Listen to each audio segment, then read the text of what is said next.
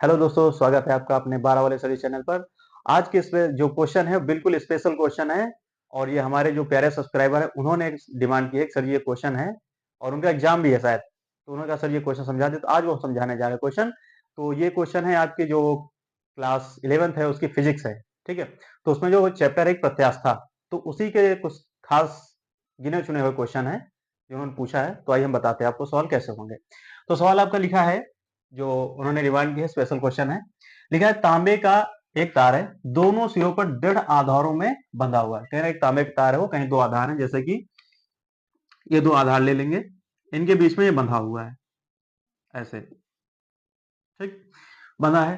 तो कह रहे हैं कि जब ताप 30 डिग्री सेल्सियस है तब तार में कोई तनाव नहीं है। कि यहां पर जैसे 30 डिग्री सेल्सियस है ये ताप, तो तार जो है इसमें कोई तनाव नहीं है, बिल्कुल जैसे अपनी अवस्था में था वैसे ही है। ठीक है, अब उसके बाद में कह रहे हैं कि 10 डिग्री सेल्सियस ताप पर तार में अनुप्रस्थ तरंग की चाल क्या होगी। यानी वो 10 डिग्री तरंग यहां पर हो जाएगी, इस ताप पर जो इसमें तरंग चलेगी अनुप्रस्थ तरंग, उसकी चाल क्या होगी। ठीक है, आई बात समझ में। अब इसमें आपको जो दिया गया था ये अलग से आपको दिया रहेगा, आपकी चाहे बुक हो या एग्जाम में भी जो क्वेश्चन है ज्यादातर दिया रहता है। अगर नहीं दिया रहता तो आप लोग याद कर लीजिएगा कि जो यंग प्रत्यास्थ गुणांक होता है तांबे का, इसको y से डिनोट करते हैं। y बराबर होता है 1.3 इंटू 10⁻11 न्यूटन पर मीटर स्क्वायर।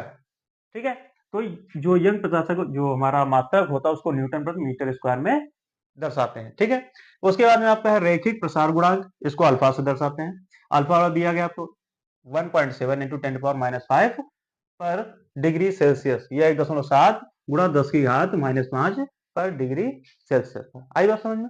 अब उसके बाद में आपका घनत्व दिया है जिसको रो से हम डिनोट करते हैं। ये पी नहीं सुना, इसको रो बोलते हैं। ठीक है, पी हमारा बिल्कुल ऐसे बनता है और इसको थोड़ा से झुका के बनाया जाता है। ठीक है, अब यहाँ पर ये दिया गया इसकी वैल्यू 9 गुणा इंटू 10 की घात 3 किलोग्राम प्रति मीटर क्यूब में। ठीक है, आई बच्चे। अब इसमें आगे देखते हैं सवाल कि होगा कैसे। इसमें पूछ रहा है कि अनुप्रस्थ तरंग की चाल क्या होगी। तो इसको निकालने के लिए सबसे पहले हम देखते हैं कि इसमें जो ताप है उसका अंतर निकालेंगे, जैसे कि तापांतर जिसे बोलते हैं। और तापांतर डिनोट के लिए क्या करते हैं, डेल्टा टी उसको बोलते हैं। तो यहाँ पर साइड में देख लेते हैं पहले। तो इन दोनों बीच में जो ताप दिया है 10 डिग्री सेल्सियस है, एक 30 दिया है, इनके बीच का जो अंतर आएगा तो इसको निकालेंगे डेल्टा टी से। ठीक है, तो डेल्टा टी हमारा क्या होगा, जो पहला होगा ताप उसमें से घटा देंगे। 30 में 10 घटाओ ले, या इस वजह से कर लो 30 degree Celsius minus 10 degree Celsius, बात हो जाएगी। तो आपका आ जाएगा 20 डिग्री सेल्सियस, इतना आ गया। अब उसके बाद में तरंग की चाल का जो सूत्र होता है, अभी इसको अलग लिख लेते हैं, उसके बाद में फिर देखा जाएगा। तरंग की जो चाल का सूत्र होता है, तरंग की चाल को डिनोट कहाँ से करते हैं, वी से। जो हमारा वी होता है वी से डिनोट करते हैं इसको। और इसका सूत्र होता है हमारे बच्चों अंडर रोड में आपका हो जाएगा जो टी होगा, जो आपका तनाव होगा, जो तार का तनाव होता है। ठीक है, उसके बाद में म्यू, म्यू हमारी होती है तार की जो प्रति एकांक लंबाई होती है, तार की प्रति एकांक लंबाई का द्रव्यमान होता है। ठीक है, आई बात समझ। इसको हम अभी अलग, यही जो सूत्र है इसी से हमारा सवाल अभी आगे हल होगा। आई बात समझ में।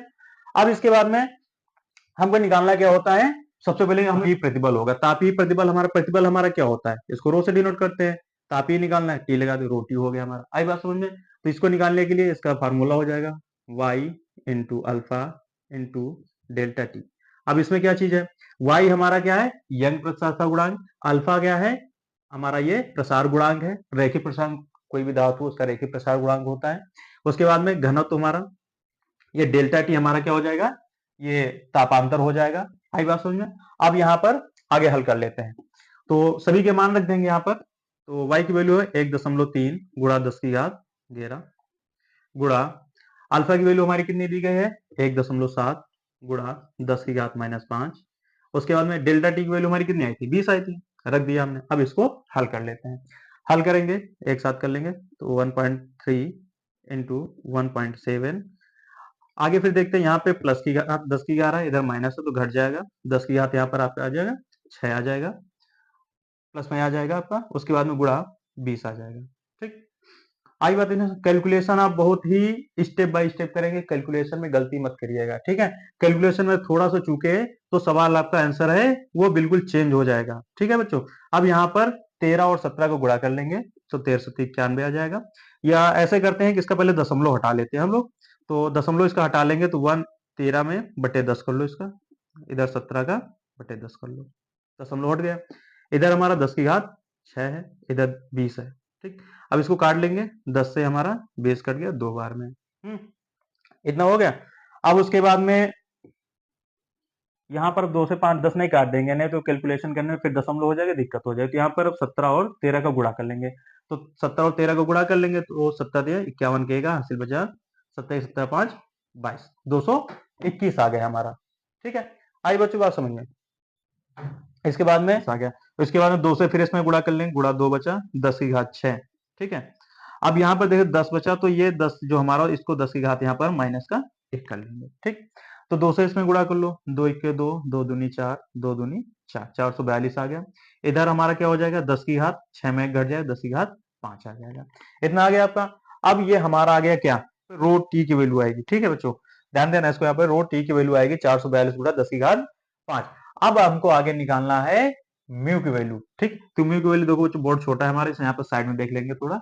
ठीक, तो म्यू की वैल्यू निकालने के लिए, म्यू की वैल्यू पहले निकाल ले या टी की वैल्यू, चलिए हम पहले टी की वैल्यू निकालते हैं, क्योंकि हमने निकाल लिया है, रो टी निकाल लिया है। अब यहाँ पर हम टी की वैल्यू निकालते, टी की वैल्यू हमारी क्या हो जाएगी, जो हमारा ये वैल्यू आया है रो टी का, तो यहाँ पर कर लो रो टी इंटू ए, मतलब तापीय प्रतिबल जो हमारा है, तापीय प्रतिबल गुणा क्षेत्रफल। क्षेत्रफल क्या होता है, प्रति एकांक लंबाई का हमारा क्षेत्रफल हो जाएगा। तो यहाँ पर लिख लेंगे, इसकी वैल्यू कितनी है 442 गुणा 10 की घात 5, आगे ए कर लो।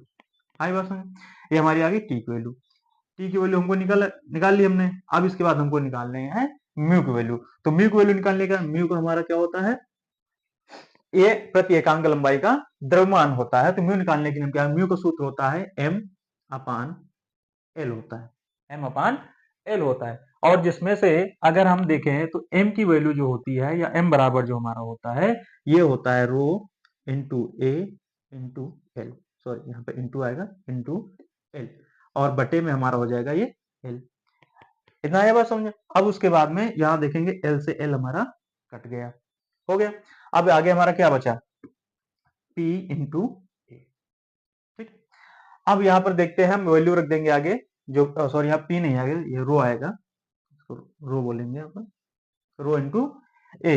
ठीक है, अब यहाँ पर जो रो है इसकी वैल्यू यहाँ पर लिख लेंगे, म्यू बराबर रो की वैल्यू हमारी दी गई, रो की वैल्यू यहाँ पर कितनी थी, घनत्व ये, तो 9 गुणा 10 की घात 3 इंटू ए। आई बात में। अब देखो बच्चों, हमारी है म्यू की वैल्यू और टी की वैल्यू निकले, तो अगर इस सूत्र में रख दें तो हमारा v की वैल्यू आ जाएगी, जो क्या है, अनुप्रस्थ तरंग की चाल। तो इसको निकालने क्या करेंगे, इधर इसको सूत्र में रख देंगे और सूत्र यहाँ पर आ जाएगा, तो लिख देंगे v बराबर अंडर रूट में टी की वैल्यू हमारी कितनी आई 442 गुणा 10 की घात 5 इंटू ए। ठीक, बटे में हमारा क्या है, म्यू की वैल्यू कितनी आई 9 गुणा 10 की घात 3 गुणा ए, यहाँ ए से ए कट गया हमारा। उसके बाद में फिर ये इसको हल कर लो, तो 9 से हमारा 442 कट जाएगा क्या, तो 9 से कट रहा है, तो आ जाएगा हमारा 9 चौके 36, और बचा हमारा कितना, तो 9 9 81। ये बच्चों हमारा दशमलव में समथिंग कुछ कट रहा है, तो इसको हम पूरा पूरा ना काट के इसको पूरा 49 लेंगे, ये हमारा ये 82 बचेगा, तो 9 9 81 ऐसे कुछ जाएगा आगे। ठीक है, तो इसको पूरा हम 49 ले लेंगे। ठीक, यानी मतलब कि 9 बार 81 मान के इसको आगे हम हल करेंगे। ठीक है, तो ये आगे, इसके बाद में अंडर रूट में इसको रखेंगे, तो आगे क्या बचा 10 की घात 5, और 10 की घात जो 3 नीचे, इसको ऊपर लेके जाएंगे, माइनस के 3 हो जाएगा। अब आगे हल कर लेंगे तो अंडर रूट 49 हो जाएगा, गुणा 10 की घात यहाँ पर कितना बचेगा 2, और हम सब लोग जानते हैं कि 49 का जो वर्गमूल हो तो कितना आता है 7 आता है, और 10 की घात 2 है तो इसका एक वर्ग है, तो गुणा में 10 आ जाएगा, और ये गुणा हो जाए तो आपका आ जाएगा 70। ठीक, तो जो v बराबर आपका आया है, तो फिर यही आपका आंसर हो जाएगा। आई बात समझ सकते हो बच्चों।